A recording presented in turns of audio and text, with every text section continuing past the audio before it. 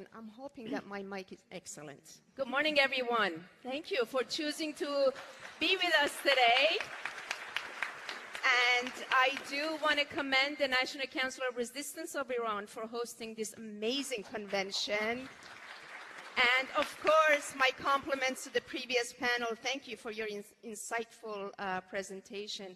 Ladies and gentlemen, I welcome you to our second panel to discuss the women's rise from resistance to leadership, legacy of resistance.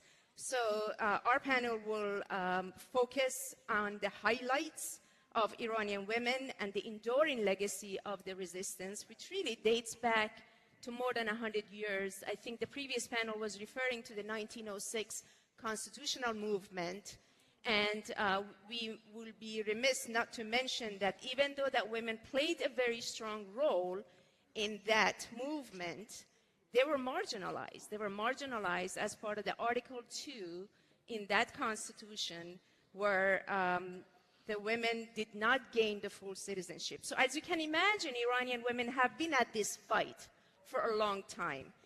And of course, over the years, whether it was under the Pahlavi monarchy or under the current theocracy, the violence against women evolved over time. And we are going to be discussing how, despite all the brutal violence, the Iranian women continue to endure, continue to be empowered, and continue to reach a leadership that we see today. So I think just to kind of level set our discussion this morning, I think it's important for us to also recognize, I know the previous panel talked about the uprising of 2022, which happened after the killing of the innocent Kurdish girl, Mahsa Jina Amini. And the world really took a point of noticing the role of women and the youth during that uprising. And I think what's really important for us is, as we look back, is to not think about the role of women and youth in that uprising as a spontaneous and overnight development. It was actually lots of work that had gone in to reach that explosion point so that the international community could actually recognize how impactful the women's role in transforming Iran is.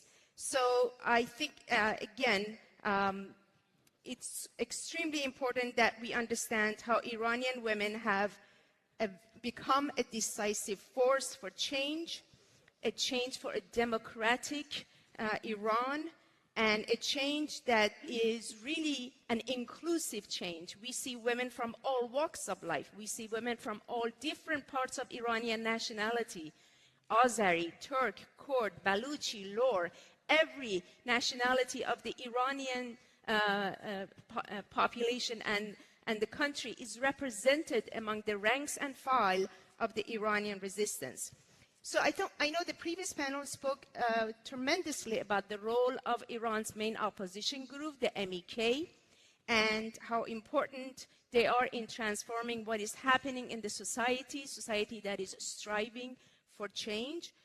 Today, though, we are going to be talking about the culture that turned generation of repressed women to organized leadership that has structure, strategy, and purpose. The central question then becomes that how does this leadership evolve over time, and how does it resonate through multi-generational over the last 46 years, as well as you add on the previous 100 years since the 1906, as we learn lessons from previous leaders, previous women who fought against the various forms of tyranny in Iran. So the women of MEK and the broader NCRI coalition have shown that the discipline and sacrifice and strategic clarity have defined the movement for decades. And we have acknowledged that the regime has responded with brutality. There are no other countries in the world that has executed more women than the Iranian regime. That is a fact, ladies and gentlemen. But it's also a fact that it shows that Iranian women are not giving up. They're fighting, they're resilient, they're organized, they have a vision, they have strategy, they have a roadmap, and more importantly, they have a leader. That's right. They have a leader that talks about a 10-point plan as referred to in the previous panel.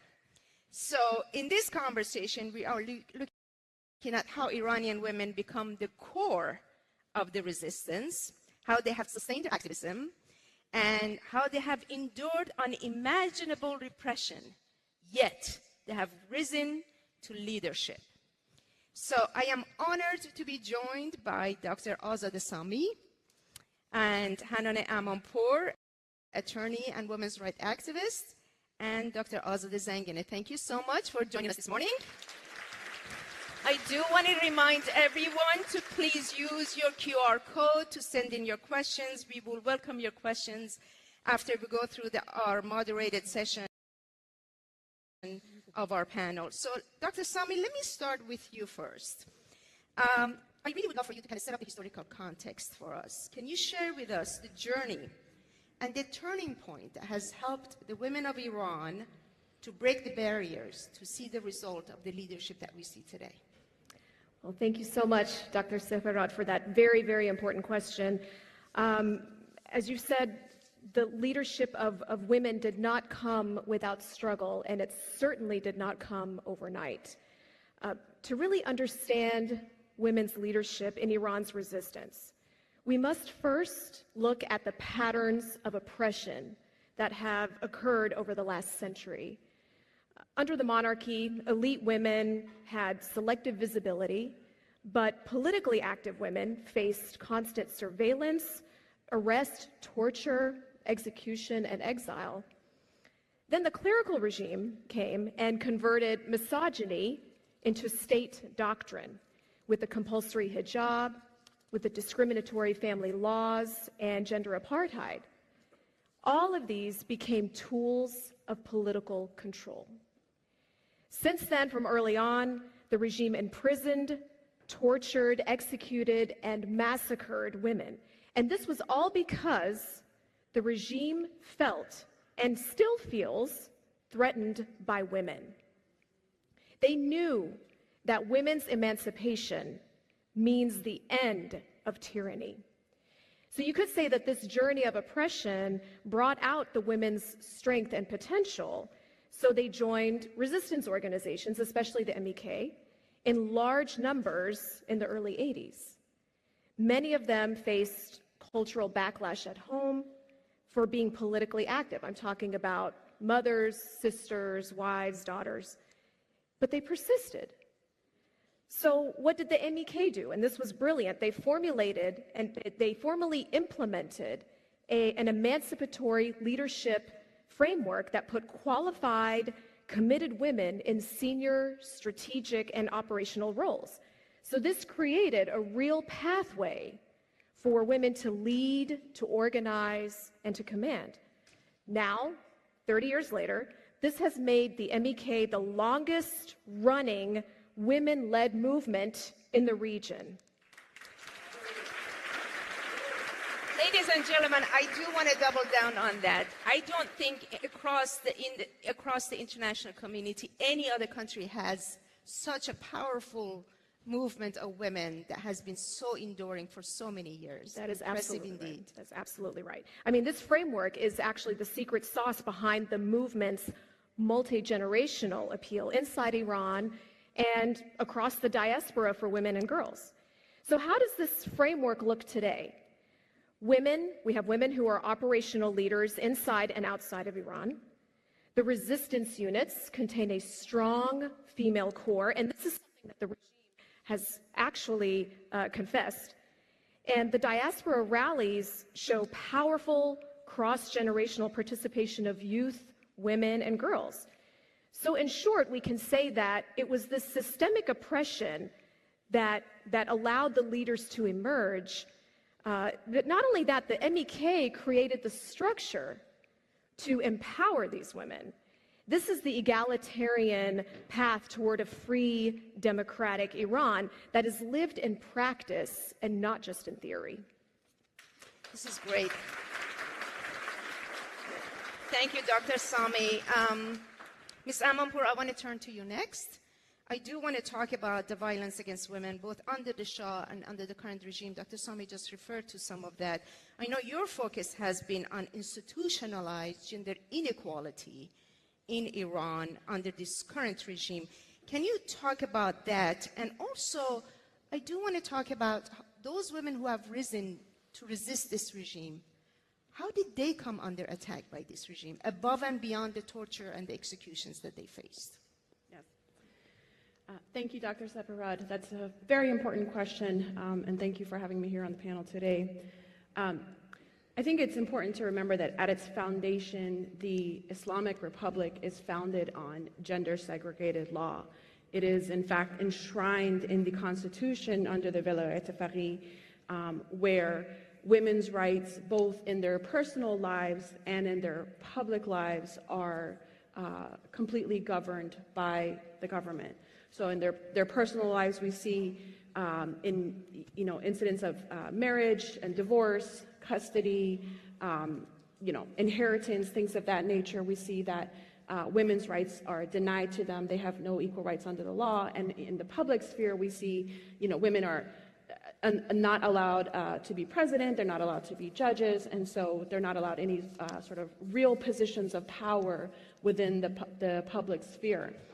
And so none of this is an accident, right? This is completely by design. The regime intended in its constitution to keep women from having any sort of equal rights under the law.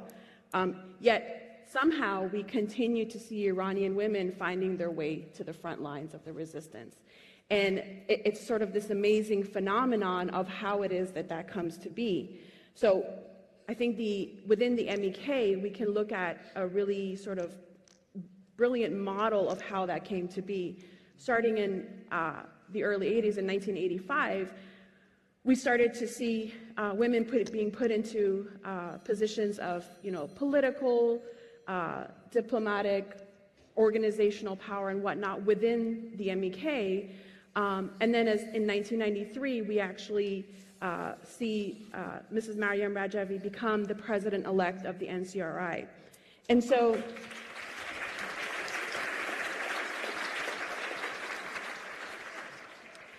what this demonstrates within the MEK is this model that is representative of what is to come, what the potential is for Iran after the democratic transition, and what we can potentially see for Iranian women inside of Iran. Sadly, this progress that we see has not come with any small sacrifice. Within the MEK, we often see not only is the MEK routinely demonized by the regime and their supporters, we see this emphasis on the women members of the MEK, where they're most targeted for the sacrifices that they've made. And again, this is not a mistake. This is by design, and it's intended to sort of confront this tried and true egalitarian model that they've put into place that demonstrates that you can, in fact, have a society with equal rights under the law for everyone. And so that's why they're targeted. And so one of the most cynical lines of attack that we see routinely coming from the regime is the attacks against mothers and women that are, family members that are members of the MEK. And this is, they're sort of portrayed as these women that are abandoning their more, role as a mother or as a family member and whatnot, and sort of abandoning what it is that they feel like they should be doing, as opposed to leading the revolution, which is what they're actually doing. And they're painted in this picture where they're, cult-like and things of that nature, which is entirely untrue.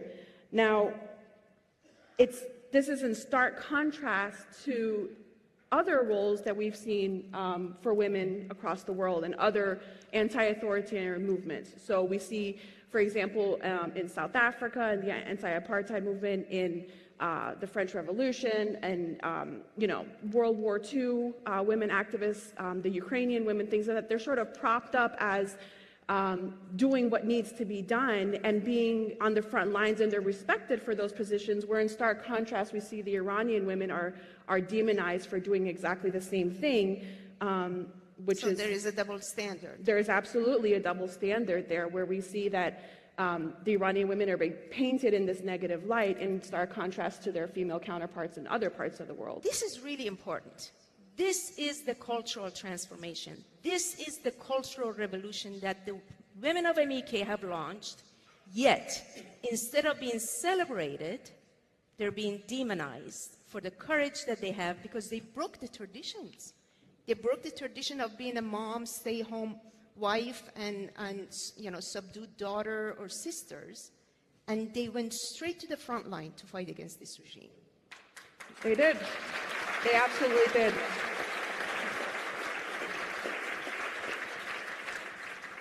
They absolutely did. And I think that what demonstrates is that women's rights is not sort of this ancillary issue to the freedom of the Iranian people. It is at the forefront of that, because the Islamic Republic was built exactly on that principle.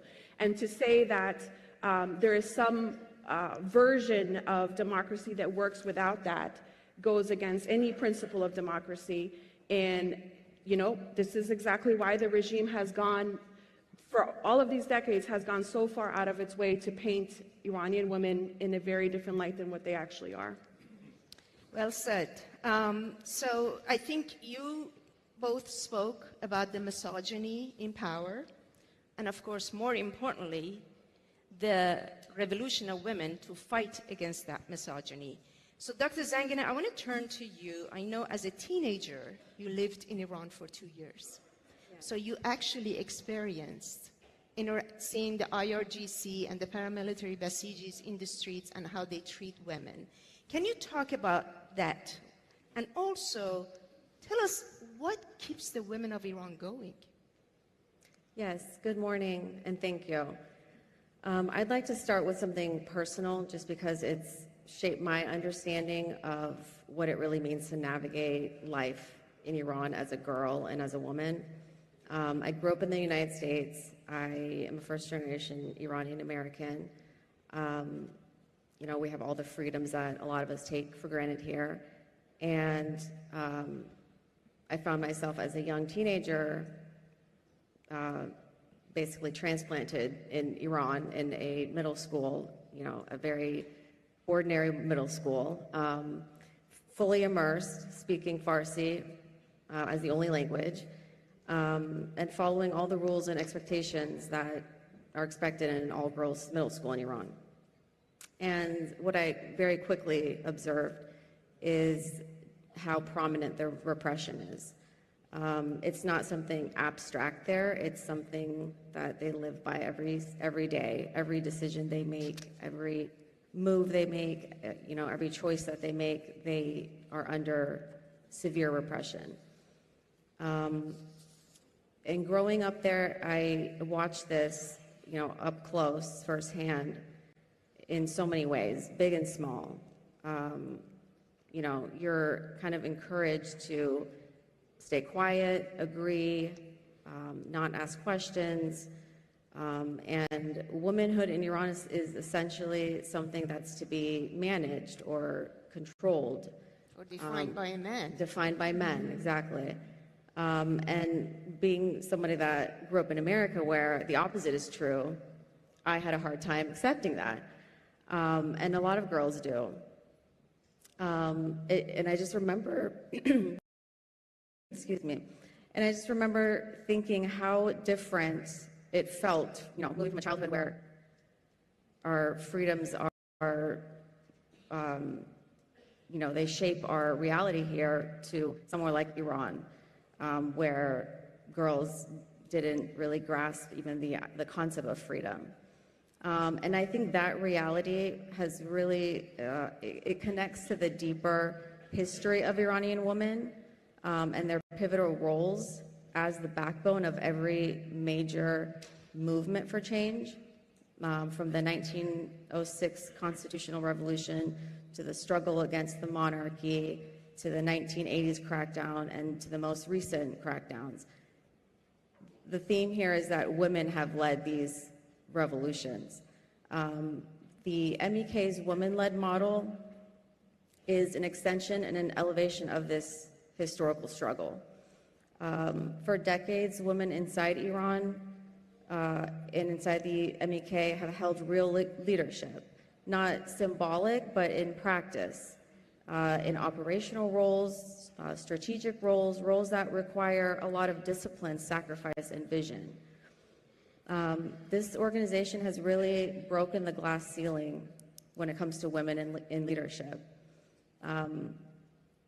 They hold key roles, and this wasn't incidental. It was a strategic correction to male-dominated norms inside and outside Iran, and as a revolutionary necessity to break free from the patriarchal norms and foundation for building a true democratic Iran.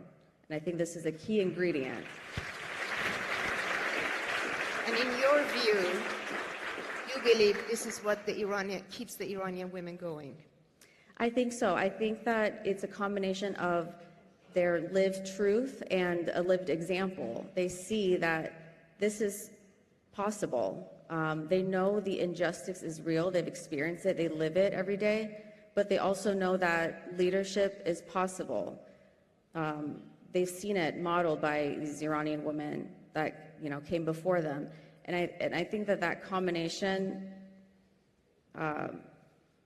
clarity about the present and confidence in a different future, is what keeps them moving forward. Exactly. Despite the fear, despite the oppression, Despite the cultural upbringing to make them believe they are second-class citizens, Iranian women are putting this regime in its own place because they have agency, because they believe in equality, and they have leadership. Quite impressive. So, ladies and gentlemen, I do want to switch the conversation to a very important topic. The topic of hijab, the topic of women's choice to wear or not to wear the Islamic cover. Some call it oppressive, some call it liberating. Personally, I believe it's nobody's business what women wear because it is the women's choice. But for the sake of discussion, let's have the conversation because I think this is one of the issues that the Iranian regime and the monarchists and the revisionists have used as a way to demonize and undermine the true power of the women of the MEK and the Iranian resistance. So Dr. Sami, let me start with you. Give me your thoughts about the issue of hijab. Well, as you said, this is not only an important question, it's also a question that is comes up in debates often. And it's kind of complicated, but the way I see it is, obviously it's a very sensitive topic. The debate over the hijab in Iran is often just framed too narrowly because it's not about the fabric itself. And this is key, but it's the question of choice and political agency. That's what it's about. Over the past century in Iran, women's bodies have essentially been a battleground for asserting power. Under Reza Shah in 1936, women were forced to unveil, and actually many veiled girls were pulled out of school. Then the clerical regime comes 40 years later and forces the veiling and turns it into a pillar of political control. So what do these two scenarios have in common? They both deny women the right to choose.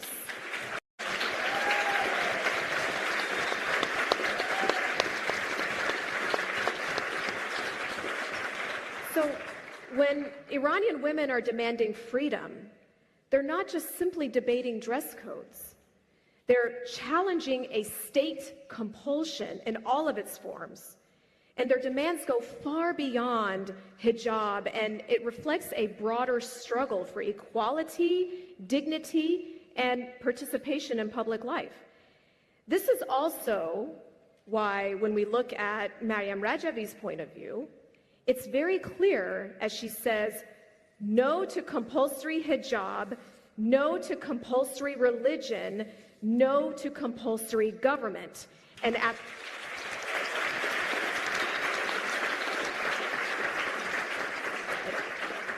the heart of this statement is the notion of choice and rights. The MEK actually brought this position into action. In '79, just weeks after the fall of the Shah's regime, the MEK were the first to step up and openly oppose compulsory hijab inside Iran. Following this was an institutional shift where the movement essentially reorganized itself so that women could lead at every level, as mentioned before by my colleague, strategic, political, and organizational. So this was not just about representation, it was about transforming the culture of decision-making so that equality became effectively demonstrated. Politically, the hijab is just one element within a century-long fight against imposed identity. Iranian women are not asking for permission. They're claiming their rights.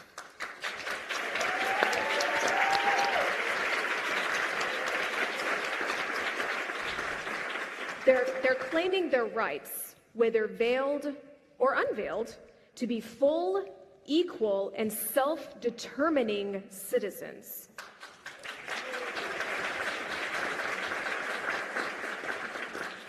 In Iran today, women are shouting, with hijab, without hijab, let's march to a revolution. And that basically sums it up. Indeed. Well said. Ms. Amanpour, I want to turn to you. Your thoughts on hijab? Well, first I want to start off by saying I'd like to sort of double down on what Dr. Sami has just discussed here, but also to sort of dig into things a little bit more. I think that what's most often discussed and what is misconstrued is that when we see slogans like women, resistance, freedom, sometimes that is misconstrued as being an anti-hijab movement, and that is in fact not the case. When we look at what hijab is intended to do, hijab is intended to be, it's not intended to be a tool of repression, it's intended to be a tool of empowerment. And so what it does is it creates an opportunity for a woman to choose what portions of herself, what parts of herself she wants to share with the world. It is in fact supposed to be, bring freedom and choice for a woman. And so there really is no conflict between a woman that says, I choose to wear hijab, or the woman that says, I choose not to wear hijab. Because at the end of the day, what is important is that it is their choice of how and what parts of themselves they want to present to the world. And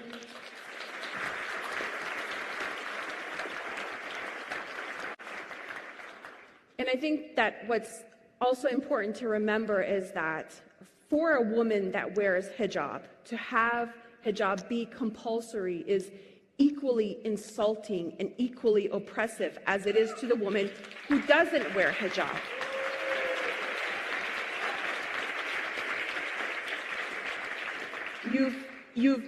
By making it compulsory, what is intended at its core to be a choice for that woman is no longer a choice, just as much as it's not a choice for the woman who doesn't want to wear hijab and is forced to do so. Neither of those women is given a choice. So, when I look at my sister in the revolution who does wear hijab and my sister in the revolution who does not wear hijab, there's absolutely no conflict there between them. And we can equally fight for women's rights under the law, where everyone has the choice to wear whatever it is that they want to wear and whatever it is that makes them feel most powerful and confident in this world. Indeed.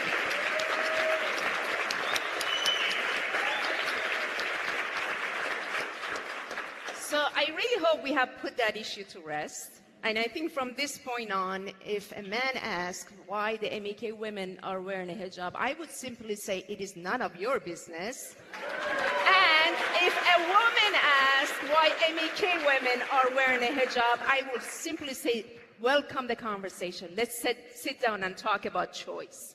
So let's shift the conversation. Dr. Zangane, I want to talk to you about what does the future hold. Talk about women in the future of Iran. Yes, thank you. And it's an honor to be here to talk about that. When we talk about rebuilding Iran after the dictatorship, I think we have to start with a simple reality, and that's that women have already been holding the country together in so many ways, in the absence of freedom. They've carried the social, moral, practical weight of daily life under repression. And even under repression, they've carried the work of care, community, stability, and their dignity. They've protected their families, they've educated their children, supported the sick, all of this under this repression. And because of that, they need to be central to rebuilding the country the moment the space opens and the space for change opens. And additionally, it needs to be a cultural shift. Boys and girls must grow up seeing women lead publicly, not just privately, but in a real way. And this is how a democratic cultural shift takes place and takes root. Another important point I think to make is that to really close the gaps in representation, change must be structural. So equal legal access to leadership roles, transparent paths into the government, public service, decision-making authority, not just participation, must be guaranteed. And it's important to recognize that while this isn't happening in Iran, it's happening in parallel outside of Iran through this organization, the MEK and NCRI. They've built a women-led leadership model long before it became, politically fashionable to talk about gender equality. Beginning in the mid-1980s, they made structural decisions, not just symbolic ones, to place qualified women in senior leadership, political, military, diplomatic, and administrative roles. And by 1993, with Mrs. Mariam Rajavi elected as president-elect of the NCRI, gender equality became a governing principle, not just a promise for later. So in a post-dictatorship Iran, women will not begin leading for the first time. They will continue leading as they have in movements, in exiled communities, in families, in resistance networks, and across 3 generations. The task ahead is not to just include women, but to recognize the leadership they've already built and to make it the foundation of a democratic future. Exactly. And all of which has been reflected in Mariam Rajavi's women's empowerment plan that she has presented. So I know we're coming up on time. I do want to do a rapid fire question because unfortunately we don't have any time to take questions from the audience, but our speakers will be available if anyone would like to have a one-on-one discussion with them after the panel. But let me start with a rapid fire question. If you were, Ms. Amanpour, I'm going to start with you. If you were to choose a word to define the legacy of resistance of Iranian women, what would that be and why? I think what has always come to mind is unwavering. I think that in the face of in the face of everything that has been put in front of Iranian women and all that they have been confronted with, whether that was under the Shah or under the current regime, one thing that never changes is this miraculous ability of the women to find themselves on the front lines despite the repression that they face. And I have never seen an Iranian woman back down from anything. And I think that that is, indicative of the culture and who we are. So.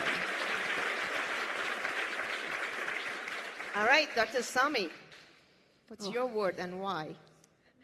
That's a tough question. I mean, many words come to mind, but they have so many strengths. But I think one word that probably pulls together a lot of the points that my co-panelists have brought up is fearless. Because the Iranian women have confronted a system that was built to control their bodies, silence their voices, and erase their identities. But they rose, despite all that, in the streets, in classrooms, and in resistance units, challenging a regime that uses execution as a policy. Their fearlessness is what shattered these cultural barriers and proved that courage is in fact contagious. So I think that's it. Absolutely. And we see that across multiple generations. Dr. Zangina, how about you? That's a really difficult question because Iranian women, as we've been discussing, embody so many amazing qualities and roles. But if I had to pick one word, I would probably say trailblazers. They've been not just resisting, but they're creating, authoring, building, architecting the future. And they've broken paths where none existed. And I think with these recent protests, I think the world caught a little glimpse of what Iranian girls and women are capable of. But I really believe that moving forward, the world will look at Iranian women and their example to model what a really, truly courageous, visionary leadership can look like. Excellent. And I dare to say all of the words that you've chosen pretty much explains and describe Ms. Maryam Rajavi. So, ladies and gentlemen, as we wrap up our panel, one thing is absolutely clear, that Iranian women are not waiting for freedom. They are leading and they are winning this fight. Because misogyny sits at the core of the regime's power, women have naturally become the central force pushing the downfall of this regime. And everything we heard today shows that the courage we see in Iran, in Iran's streets, in Iran's prison, and has grown to something much bigger, an organized, disciplined, multi-generational movement, both inside and outside of the country. First, we were reminded that the women's leadership in Iran is not new. It is built on more than a century of resistance. At every step, women have pushed back and refused to be erased and preserve their full national diversity within the rank and file of the resistance on the front line. That is the inclusivity. That is exactly what makes the movement national, strong, and united. Second, we talked about the MEK movement and how they created a culture of resistance that simply did not exist before. It is unprecedented in Iran's history, and I would dare to say across the globe. And third, we addressed the regime and how they target women so viciously, but yet because women strike at the heart of misogyny, the imprisonment, torture, smear campaigns, and execution, none of these are random, but yet the resiliency and the unwavering commitment to democracy really demonstrate women's agency, equality in action, and leadership. And finally, we underscored why women's emancipation is essential to dismantling this regime and rebuilding Iran. So with that, please help me thank our panelists today, and thank you very much.